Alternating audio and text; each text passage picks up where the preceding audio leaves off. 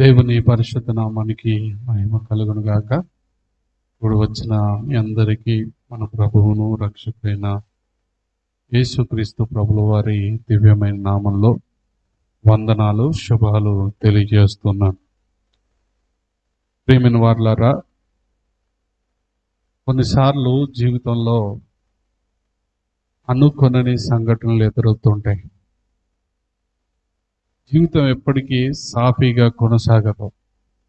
అన్నీ మనం ఊహించినట్లుగానే జరగవు.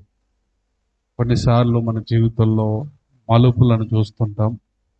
కొన్నిసార్లు మన జీవితాల్లో ఊహించని సడన్ థింగ్స్ని మనం చూస్తూ ఉంటాం.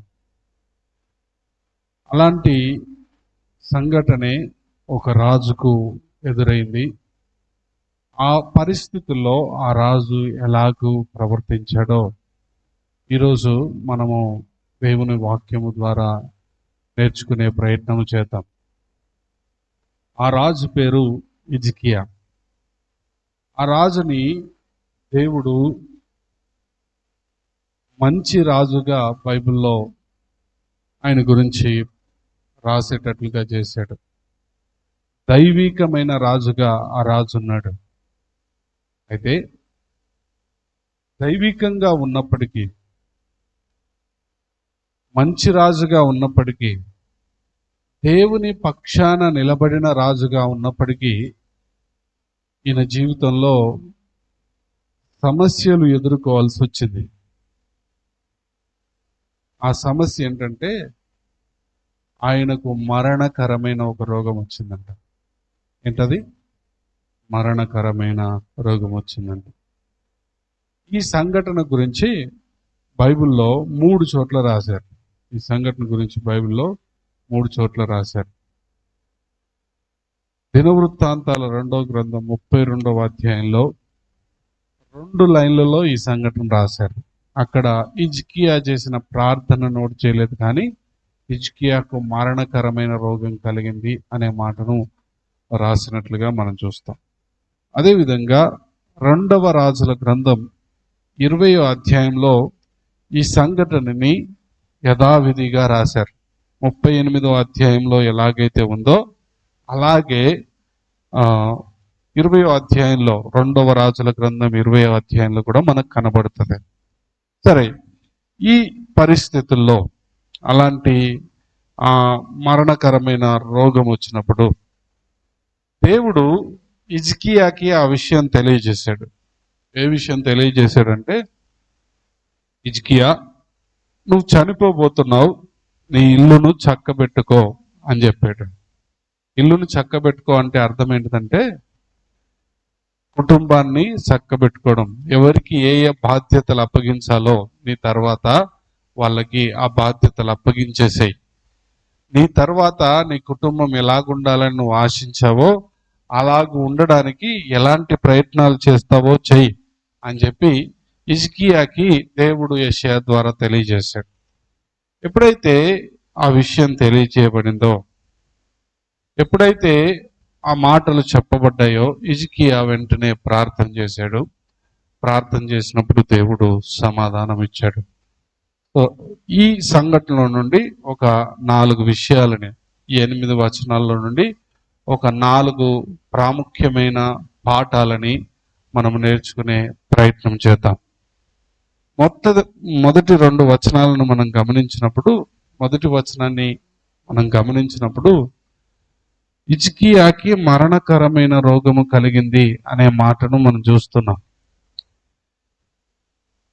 మొదటి మాటలో ద రియాలిటీ ఆఫ్ క్రైసిస్, అక్కడ ఉన్న సంక్షోభం లేదా సంఘటన యొక్క రియాలిటీ ఏంటో మొదటి వచనంలో రాసి ఉంచాడు. ఇక్కడ ఒక సత్యాన్ని లేకపోతే ఒక పాఠాన్ని మనం నేర్చుకోవాలి. హిజ్కియా మంచి రాజే అయినప్పటికీ మరణకరమైన రోగాన్ని అనుభవించాల్సి వచ్చింది. హిజ్కియా దేవుని మాట వినేవాడే అయినప్పటికీ రోగమును అనుభవించాల్సి వచ్చింది. చాలాసార్లు మనకు చెప్పబడుతున్న మాటలు ఏంటంటే, మనము మంచిగా బ్రతికితే, దేవుని మాటకు విధేయత చూపిస్తే, దేవుని వాక్య ప్రకారం జీవిస్తూ ఉంటే మనకి ఎలాంటి కష్టాలు రావు, ఎలాంటి శ్రమలు రావు, ఎలాంటి ఇరుకులు రావు, ఎలాంటి ఇబ్బందులు రావు అని చాలాసార్లు మనకు చెప్పబడుతున్నదే ఆ మాటలు చాలా అబద్ధమైన మాటలని మనకి ఈ సంఘటన బట్టి అర్థమవుతుంది. హిజ్కియాకి మరణకరమైన రోగం వచ్చిందంట. ఎందుకు? మీరు హిజ్కియా గురించి చదవండి. చదివినప్పుడు హిజ్కియా అనేకమైన ఉన్నతమైన కార్యాలు జరిగించాడు. ఆహాజు కాలంలో ఏం జరిగిందో తెలుసా? ఆహాజు అంటే వాళ్ళ నాన్న ఉజ్జియా తండ్రి. ఆహాజు కాలంలో ఏం జరిగిందంటే, ఆహాజు ఆరాధనని పూర్తిగా ఆపేశాడు. భయంకరమైన విషయం ఏంటంటే, దేవాలయం యొక్క ద్వారములు మూసివేశాడు, ఆరాధన జరగకుండా. అంత భయంకరమైన దినాల్లో నుండి హిజ్కియా దేశంలో ఉన్నత స్థలాలన్నింటినీ తీసేశాడు. తర్వాత దేవుని మందిరాన్ని పునరుద్ధరించాడు. మరలా ఆరాధన ప్రారంభమైంది. కోల్పోయిన రాజ్యం అంతటిని తిరిగి పొందుకోవడానికి దేవుడు కృపనిచ్చాడు హిజ్కియాకి. అనేకమైన సంపద సమకూర్చబడింది. ఇలాగ చూసుకుంటూ వెళ్తే హిజ్కియా చేసిన మంచి పనులను బట్టి దేవుడు మళ్ళీ రాజ్యాన్ని పురాతనమైన, లేకపోతే అంతకు ముందు ఉన్న స్థితికి, పూర్వస్థితికి తీసుకొని వచ్చాడు. ఉన్నతంగా ఆశీర్వదించబడిన రాజ్యముగా ఆ రాజ్యం ఉండింది. అలాంటి టైంలో హిజ్కియాకి మరణకరమైన రోగం కలిగింది. చెడు చేసినప్పుడు రోగం వచ్చిందంటే అది పాపం యొక్క పర్యావసానం అనుకోవచ్చు. కానీ మంచి చేస్తున్నా సరే ఏమొచ్చింది? రోగం వచ్చింది. ఎందుకు వచ్చిందా అని కొద్దిగా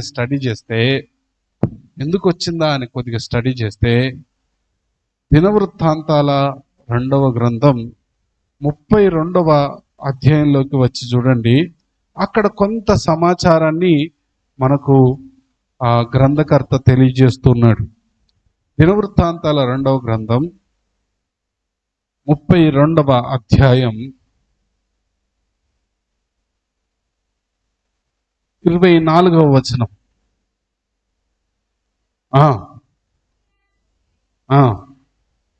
ఉండెను.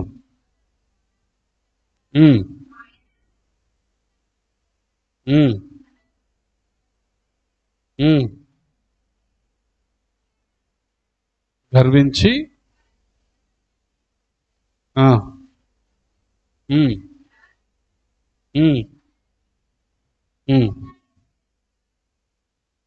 రాగా హృదయ గర్వం విడిచి తనను గనుక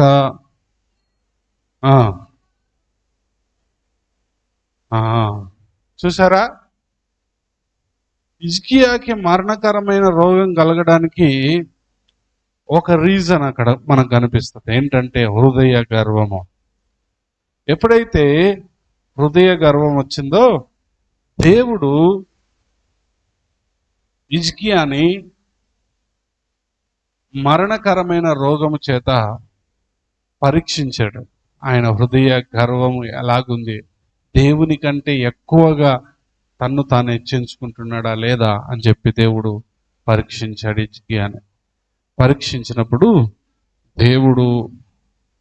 దేవుడు పరీక్షించిన పరీక్షలో ఆయన ఎలాగూ ఉన్నాడు అనేది మనం చూడగలుగుతాం. మొట్టమొదటి విషయాన్ని మనం చూస్తే ద రియాలిటీ ఆఫ్ క్రైసిస్. మంచి రాజే అయినా బాధను అనుభవించాడు. మంచిగా దేవుని దృష్టికి అనుకూలంగా ప్రవర్తించాడు, కానీ కష్టాన్ని అనుభవించాడు.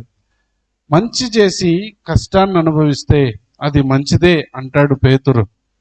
పేతురు రాసిన మొదటి పత్రిక 4వ అధ్యాయంలో ఆయన రాస్తూ, మీరు మేలు చేసి కీడు అనుభవించుట వలన మంచిదే, కానీ మీరు చెడు చేసి కీడును అనుభవించొద్దు అనే మాటను జ్ఞాపకం చేస్తాడు. చూడండి ఆ మాటలు పేతురు రాసిన మొదటి పత్రిక 4వ అధ్యాయం 15వ వచనం నుండి.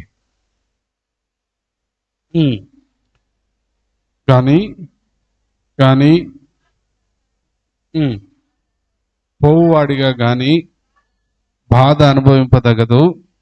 ఎవడైనను క్రైస్తవుడైనందుకు ఎడలా హల్లెలూయా.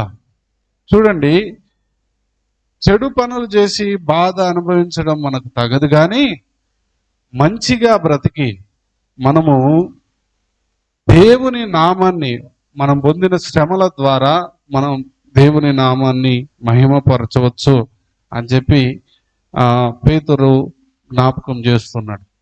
చూడండి ప్రియులారా, హిజ్కియా జీవితంలో మంచి స్థితిలోనే ఉన్నాడు, కానీ శ్రమను ఎదుర్కోవాల్సి వచ్చింది. నీవు మరణమవుచున్నావు అని చెప్పి యెషయా ప్రవక్త వచ్చి తెలియజేశాడు. చూడండి, ఎప్పుడైతే ఆ విషయం ఆయన దాకా వచ్చిందో అప్పుడు వెంటనే ఆయన చేసిన పని ఏంటిదో చూడండి. 2వ వచనం, తిప్పుకొని యెహోవా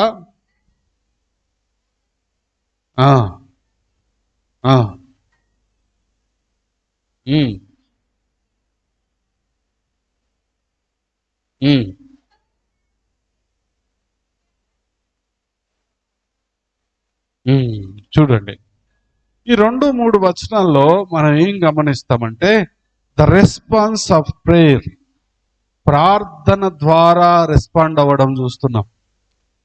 ప్రార్థన ద్వారా రెస్పాండ్ అవ్వడం చూస్తున్నాం.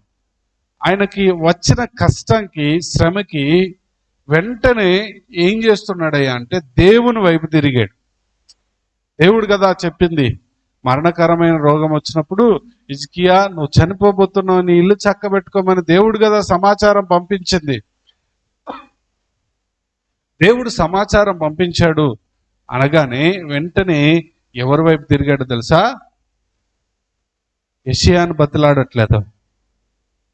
యెషయాని బతిలాడట్లేదు. ఎందుకో తెలుసా? యెషయా ఎవరు పంపిస్తే వచ్చారో ఆయనకు తెలుసు. ఎవరి వైపు చూస్తున్నాడో తెలుసా? దేవుని వైపు చూస్తున్నాడు. ఎందుకంటే దేవుడు ఏమి చేయగలడో ఎవరికి తెలుసు? హిజ్కియాకు తెలుసు. దేవుని యొక్క కృపను అనుభవించిన ఆయన హిజ్కియా. చాలాసార్లు యుద్ధాలు జరిగినప్పుడు దేవుని వైపు తిరిగితే దేవుడు సహాయం చేశాడు, ఆ విషయం తెలుసు. కష్టాల్లో, ఆపత్కాలంలో నమ్ముకొనదగిన సహాయకుడు అని ఎవరికి తెలుసు? హిజ్కియాకి తెలుసు. కాబట్టి హిజ్కియా ఏం చేస్తున్నాడంటే వెంటనే దేవుని వైపు తిరిగి ఆయన ప్రార్థన చేశాడు. ఆయన ప్రార్థనలో ఉన్న కొన్ని ముఖ్యమైన విషయాలను మనం ఆలోచన చేద్దాం. మొట్టమొదటిది, ఆయన ఏమని ప్రార్థన చేస్తున్నాడంటే యథార్థ హృదయుడునై సత్యముతో నీ సన్నిధిని నేనెట్లు నడుచుకుంటును.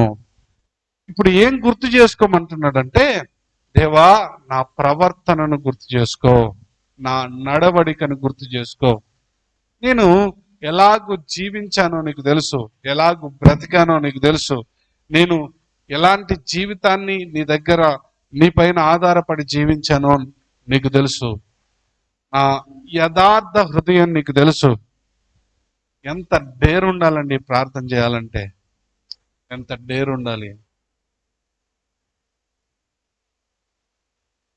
దేవుని దగ్గరికి పోయి నేను యథార్థంగానే ఉన్నాను అని చెప్పాలంటే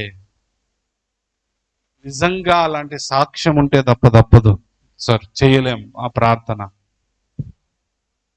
హిజ్కియా అలాంటి గొప్ప ప్రవర్తన కలిగిన వాడిగా దేవుని దగ్గరికి వెళ్ళి ప్రార్థన చేస్తున్నాడు.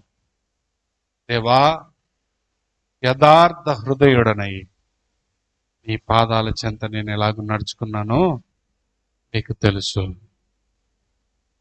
అది గుర్తు చేసుకో. రెండవది, నీ దృష్టికి సమస్తము నేను ఎట్లు జరిగించుతును. ఒకటి, నా ప్రవర్తన గుర్తు చేసుకో. 2, నా క్రియలు గుర్తు చేసుకో అంటున్నాడు. మొట్టమొదటిది ఏం గుర్తు చేసుకోవాలా? నా ప్రవర్తనను గుర్తు చేసుకో, నా హృదయము నీతో ఎలాగుండిందో అది గుర్తు చేసుకో. రెండవది, నా క్రియలు నీ సన్నిధిలో ఎలాగుండేనో ఒకసారి గుర్తు చేసుకో.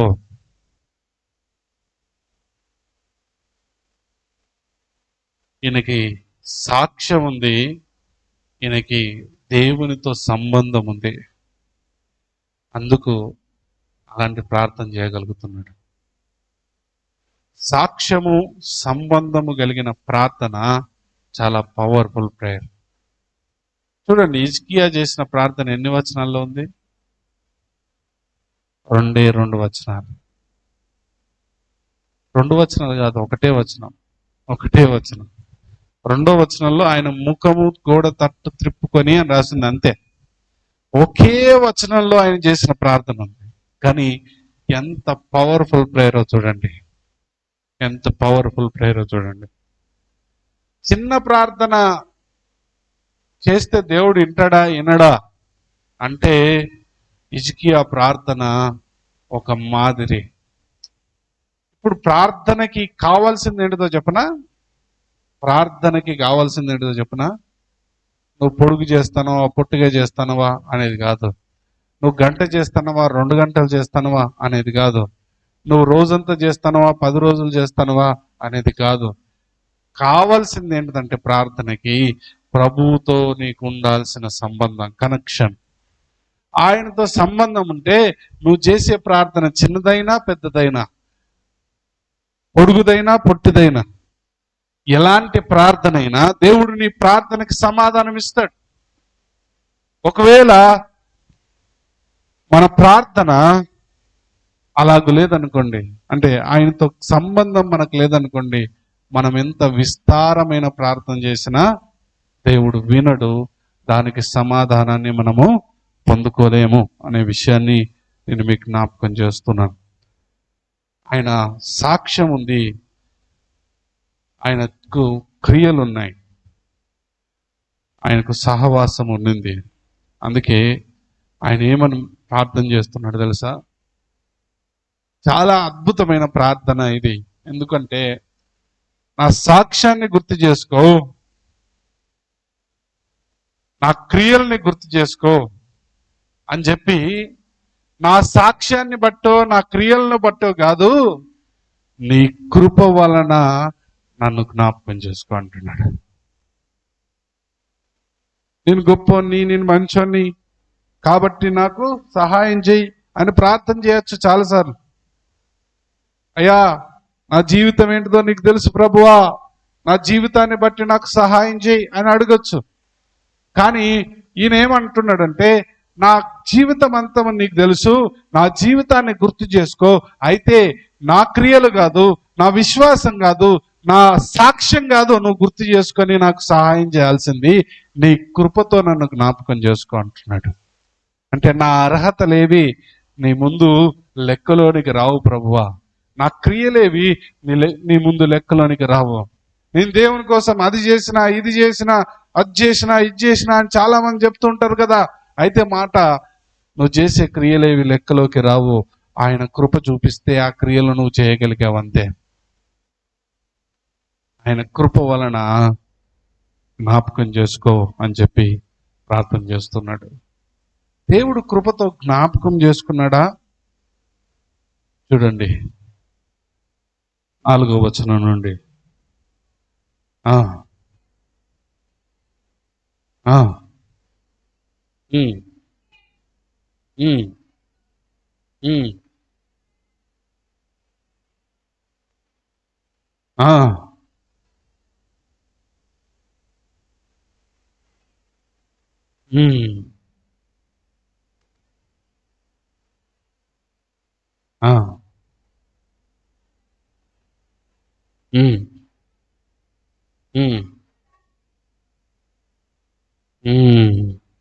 హల్లెలూయా. చూడండి, ద రిజల్ట్ ఆఫ్ మెర్సీ.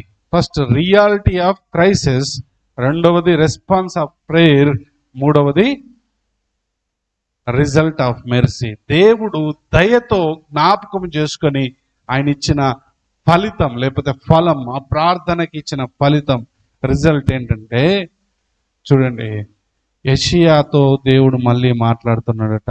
నువ్వు తిరిగి హిజ్కియా వద్దకు పోయి అతనితో ఇట్లనము. ఏంటిది?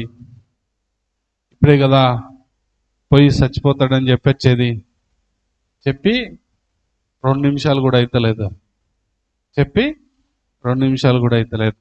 ఒకసారి 2వ రాజుల గ్రంథం 20వ అధ్యాయంలోకి రండి. 2వ రాజుల గ్రంథం 20వ అధ్యాయం.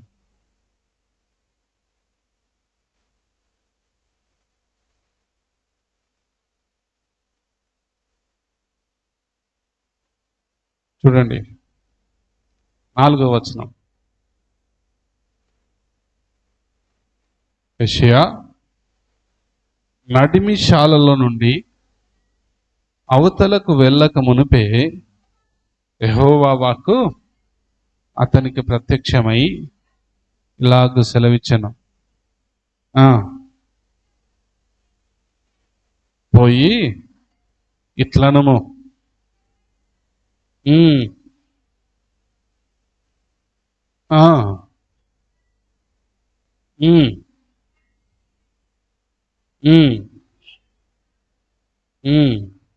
మూడవ దినమున నీవు మందిరమునకు ఎక్కిపోవుదువు.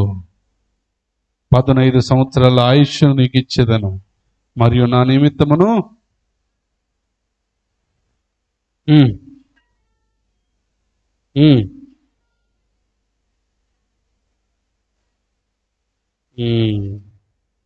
చూసారా, దేవుడు కృపతో జ్ఞాపకం చేసుకున్నాడు. అక్కడ నేను ఆ వచనం చదివించడానికి కారణం ఏంటిది? ఇక్కడున్నాయి అక్కడ ఉన్నాయి కదా అంటే అక్కడ ఒక మాట ఉంది. యెషయా నడిమిశాలలో నుండి అవతలకు వెళ్ళక మునిపే అనుంది. నడిమిశాల అంటే ఇది బెడ్రూమ్ అనుకోండి. బెడ్రూమ్లో ఆయనను పడుకోబెట్టారు. అక్కడికి వచ్చి, హిజ్కియా, దేవుడు నీతో మాట్లాడమని పంపించాడు, నీకు మరణ దినం దగ్గరలో ఉంది కాబట్టి నువ్వు ఇల్లు చక్కబెట్టుకో అని చెప్పాడు. చెప్పి బెడ్రూమ్లో నుంచి హాల్లోకి వచ్చాడు. హాల్ ఇంకా దాటలేదట. అంటే ఇంటి గడప కూడా దాటలే. ఎంతసేపు ప్రార్థన చేసి ఉంటాడు? ఇంటి గడప కూడా దాటలేదంటే ఎంతసేపు ప్రార్థన చేసి ఉంటాడు హిజ్కియా? ఒక్క వచనంలో చెప్పబడిన ప్రార్థన ఎంతసేపు చేసి ఉంటాడు? నన్ను అడిగితే 30 సెకండ్లు కూడా పట్టదు. కన్నీళ్లు విడుస్తూ ఆయన చేసిన ప్రార్థన దేవుడు విని వెంటనే ఫ్రాక్షన్ ఆఫ్ సెకండ్స్లో వచ్చింది సమాధానం. యెషయా మళ్ళీ తిరిగి వెళ్ళు, ఇప్పుడు మాట్లాడు. ఏమిస్తాడట? ఫస్ట్ అన్నాడు, నీవు కన్నీళ్లు విడుచుట మన దేవుడు చూసే దేవుడు అనే విషయాన్ని గుర్తుపెట్టుకోండి. మన దేవుడు చూసే దేవుడు. మన దుఃఖాన్ని, మన కన్నీటిని, మన వేదనను ఆయన చూస్తాడు. మనకు సాధారణంగా ఎవరి దగ్గర ఏడవడం ఇష్టం అంటే మనుషుల దగ్గర ఏడవడం ఇష్టం. మనుషుల దగ్గర పోయి చెప్పుకొని ఏడుస్తుంటాం మన బాధలు, కష్టాలు, శ్రమలు. అయితే ఒక మాట చెప్తాను, మనుషులు సహాయం చేస్తే మళ్ళీ తర్వాత ఎత్తేస్తారు. అవునా కదా? మనుషులు ఇప్పుడు సాయం చేస్తారు, తర్వాత. కానీ గుర్తుపెట్టుకోండి, దేవుడు సహాయం చేస్తే ఆ వ్యక్తి ఎలాగూ వర్ధిల్లుతాడో ఆ పరిస్థితులు మనం ఊహించలేం. హిజ్కియా ప్రార్థన చేశాడు. కన్నీళ్లు విడుస్తూ ఆయన చేసిన ప్రార్థన దేవుడు విన్నాడు. నువ్వు కన్నీళ్లు విడిచటం నేను చూశాను హిజ్కియా. రాజు, అధికారి గోడ తట్టు తిరిగి కన్నీళ్లు విడుస్తుంటే ఎవరికి కనబడొద్దని, ఎవ్వరు చూడొద్దని గోడ తట్టు తిరిగి ఆయన వీడ్చిన కన్నీళ్లు ఎవరు చూశారు? మనుషులు ఎవరు చూడలా. కానీ ఎవరు చూశారో తెలుసా? దేవుడు చూశాడు. ఆ కన్నీళ్ళకి సమాధానం ఇచ్చాడు దేవుడు వెంటనే. నీవు కన్నీళ్లు విడుచుట నేను చూసి ఉన్నాను, నీ ప్రార్థనను నేను, గుర్తుపెట్టుకోండి, ఆయన చూసే దేవుడు మాత్రమే కాదు, వినే దేవుడు. ఏం విన్నాడు? హిజ్కియా చేసిన ప్రార్థనని విన్నాడు. హిజ్కియా ప్రార్థనకి సమాధానం ఇస్తున్నానని చెప్తున్నాడు. నీ ప్రార్థనను నేను అంగీకరించాను అంటే ఏంటన్నట్టు? ఆయన విన్నాడు అన్నట్టు. వింటేనే అంగీకరిస్తాం, వినకుంటే అంగీకరించాం. ఆయన విన్నాడు, విని ఆయన సమాధానం ఇచ్చాడు. కృప, దేవుని కృప ఎలాగుంటుందో చూడడానికి ఇక్కడ కొన్ని ఉదాహరణలు మనకు కనబడుతున్నాయి. హిజ్కియా చేసిన ప్రార్థన, కృపతో నన్ను జ్ఞాపకం చేసుకో అంటే ఆయన ఇంటెన్షన్లో ఏమని ప్రార్థన చేసి ఉంటాడు? అయ్యా, ఇప్పుడే నన్ను తీసుకోవద్దు, నాకు కొంత ఆరోగ్యం ఇచ్చి ఆయుష్ను పెంచు అని ప్రార్థన చేసి ఉంటాడు కదా. ఆయుష్ని ఇమ్మని దేవుణ్ణి అడుగుంటాడు, అంతే కదా. కృపతో జ్ఞాపకం చేసుకో అంటే అర్థం అదేనా? అదే. అయితే దేవుడు ఏం చేశాడు తెలుసా? ఆయుష్ని అడిగితే ఆయుష్నిచ్చాడు, ఆరోగ్యం ఇచ్చాడు. అంత మాత్రమే కాదు, ఆ రాజ్యానికి కాపుదలనిచ్చాడు. చివరిగా ఏమిచ్చాడు తెలుసా? వాగ్దానమునిచ్చాడు, సూచననిచ్చాడు. వాగ్దానానికి గుర్తుగా ఏమిచ్చాడు? 4. ఒకటి ఆయుష్. ఎన్ని సంవత్సరాల ఆయుష్? 15 సంవత్సరాల ఆయుష్. ఆరోగ్యం ఇచ్చాడు. ఆరోగ్యం ఇచ్చాడు అని ఎట్లా కనబడుతుంది సార్? మీకు ఎక్కడికి తెలిసింది? చూడండి, అదే అధ్యాయం చివరి వచనాల్లోకి రండి. 38వ అధ్యాయం చివరి వచనాల్లోకి. మరియు యెషయా అంజూరపు పండ్ల ముద్దను తీసుకొని ఆ పండుగ కట్టవలను, అప్పుడు అతడు బాగుపడనని చెప్పాను. మరియు హిజ్కియా, నేను యెహోవా మందిరంలో పోయేదనని గుర్తేమని అడిగాను. చూడండి, దేవుడు ఆరోగ్యం ఇచ్చాడు అనడానికి ఇంకొక గుర్తు మనం ఇంతసేపు చదివాం కదా. అక్కడ అంజూరపు పండ్ల ముద్దను తీసుకొచ్చి కడితే ఆయన బాగుపడతాడనే మాట చెప్పాడు కదా. ఇక్కడ చూడండి, 2వ రాజుల గ్రంథంలో 20వ అధ్యాయంలో మనం కొన్ని మాటలు చదివాం. ఆ మాటలు చూద్దాం.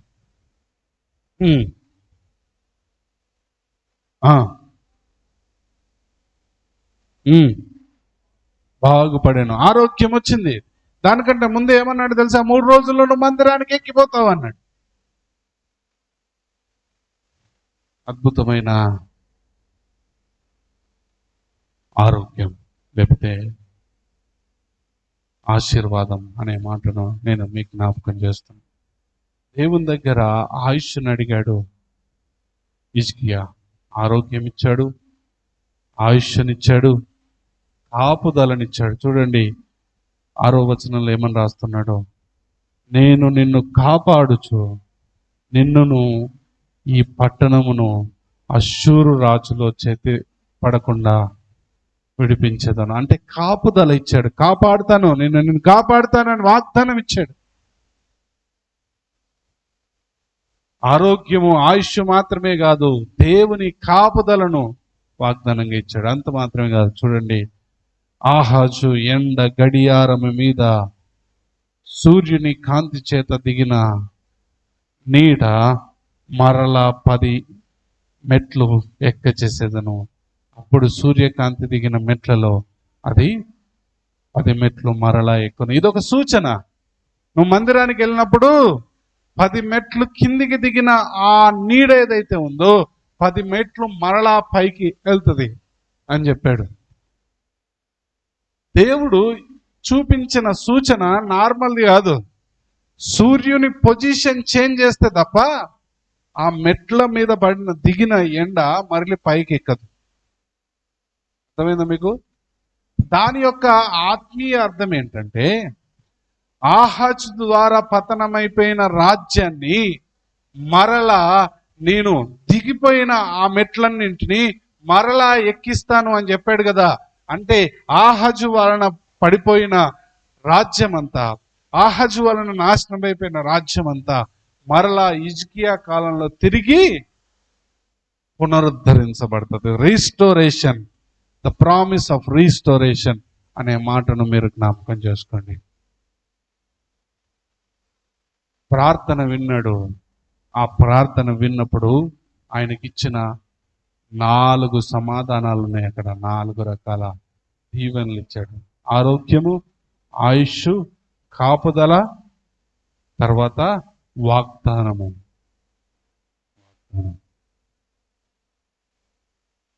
నేను అడుగుతున్నాను, మనము దేవుని సన్నిధికి వెళ్ళి ఇలాగ ప్రార్థన చేయగలుగుతున్నామా? సమస్య రాగానే ప్రభువు పైన ఆధారపడుతున్నామా, ప్రజల పైన ఆధారపడుతున్నామా? ప్రభువు ముఖం చూస్తున్నామా, ప్రజల ముఖం చూస్తున్నామా? ఒకసారి ఆలోచన చేయండి. ఆయన వైపు చూసినప్పుడు ఒక మాట మీతో చెప్తాను. ఆయన అడిగిన వాటన్నింటికంటే, ఊహించు వాటన్నింటికంటే అత్యధికముగా చేయగలిగిన శక్తిమంతుడు. అడుగు వాటన్నింటికంటే, ఊహించు వాటన్నింటికంటే అత్యధికంగా చేయగలిగిన శక్తిమంతుడు ఆయన. ఆయుష్ని అడిగితే ఆరోగ్యం ఇచ్చాడు, ఆయుష్నిచ్చాడు, కాపుదలనిచ్చాడు, వాగ్దానం ఇచ్చాడు. ఎంత అద్భుతమైన దేవుడు, ఎంత అద్భుతమైన దేవుడు. చూడండి, దేవుని కృప ఎంత అద్భుతమైందో చూడండి. 3:6 నేను మీకు జ్ఞాపకం చేశాను. 1 reality of crisis, 2 result of prayer, 3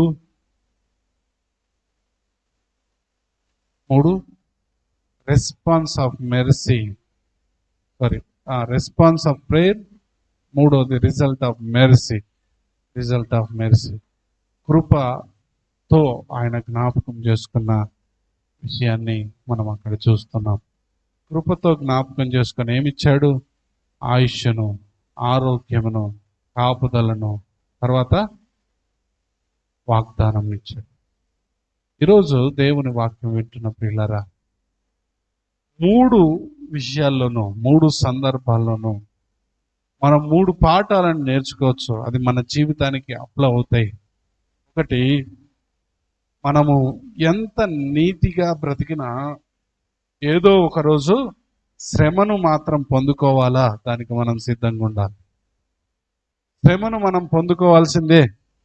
మంచివాడే హిజ్కియా కూడా, ఆయన జీవితంలో కూడా శ్రమను అనుభవించాల్సి వచ్చింది. 2వది, మనం గుర్తుపెట్టుకోవాల్సిన, మనం అప్లై చేసుకోవాల్సిన అప్లికేషన్ ఏంటంటే, మన శ్రమలో, మన ఇరుకులో మనం ఆధారపడడానికి ఒకే ఒక సహాయకుడు ఉన్నాడు. ఆయన పైన ఆధారపడాలి. ఆయన మనతో సమాన అనుభవం కలిగిన యాజకుడు, ప్రధాన యాజకుడు అని రాసింది ఎబ్రీలకు రాసిన పత్రికలో. ఆయన శ్రమలలో మనలాంటి అనుభవాలు అనుభవించాడు కాబట్టి ఆయన మనకు సహాయం చేయడానికి అందుబాటులో ఉన్నాడు అనే విషయాన్ని గుర్తుపెట్టుకోండి. 3వ విషయాన్ని నేను మీకు జ్ఞాపకం చేస్తున్నాను. ఎప్పుడైతే మనము దేవుని వైపు తిరిగి ప్రార్థన చేస్తామో, దేవుని వైపు చూస్తామో, అప్పుడు దేవుడు ఏం చేస్తాడో తెలుసా? మన ప్రార్థనను మొదటిగా వింటాడు, మన కన్నీటిని చూస్తాడు, మనకు సమాధానం ఇస్తాడు. సమాధానం ఎలాగుంటుందో తెలుసా? మనం అడిగిన దానికంటే, ఊహించిన దానికంటే అత్యధికంగా ఉంటుంది.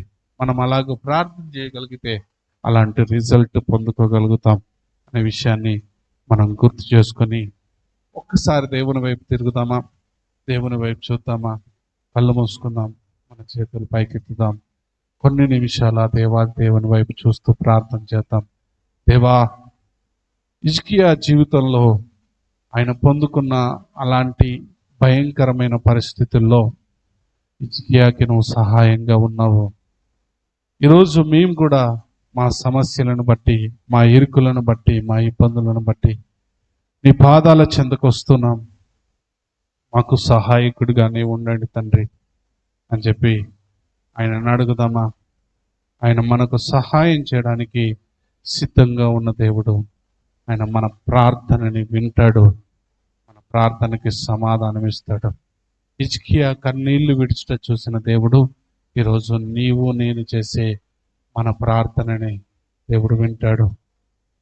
మన కుటుంబాల్లో సమస్యల, మన జీవితంలో అస్తవ్యస్తమైన పరిస్థితుల, మనము శ్రమల గుండా, ఆటంకాల గుండా, అవరోధాల గుండా వెళ్తున్నామా? అయితే గుర్తు చేసుకోండి, దేవుడు నీకు సహాయం చేస్తాడు. దేవుని పైన ఆధారపడితే ఆయన సహాయం చేయడానికి సిద్ధంగా ఉన్నాడు. హిజ్కియాకు సహాయం చేసిన దేవుడు నీకు నాకు సహాయం చేస్తాడు. హిజ్కియా ప్రార్థన చేస్తూ, నా సాక్ష్యము నీకు తెలుసు ప్రభువా, నా క్రియలు నీకు తెలుసు, కానీ నా క్రియలను బట్టో నా సాక్ష్యాన్ని బట్టో కాదు, కానీ నీ కృపచేత నన్ను జ్ఞాపకం చేసుకో అని చెప్పి ఆయన ప్రార్థన చేసినట్లుగా మనం గమనిస్తున్నాం. ఆయన కృపామయుడు. అర్హతలను చూసి ప్రార్థన వినడు కానీ, మంచితనాన్ని బట్టి ప్రార్థనకు సమాధానం ఇవ్వడు కానీ, ఆయన కృపను బట్టి ఆయన మనకు సహాయం చేస్తాడు, సమాధానం ఇస్తాడు అనే విషయాన్ని మనం గుర్తు చేసుకొని ప్రభు పాదాల చెంత ప్రార్థన చేద్దాం.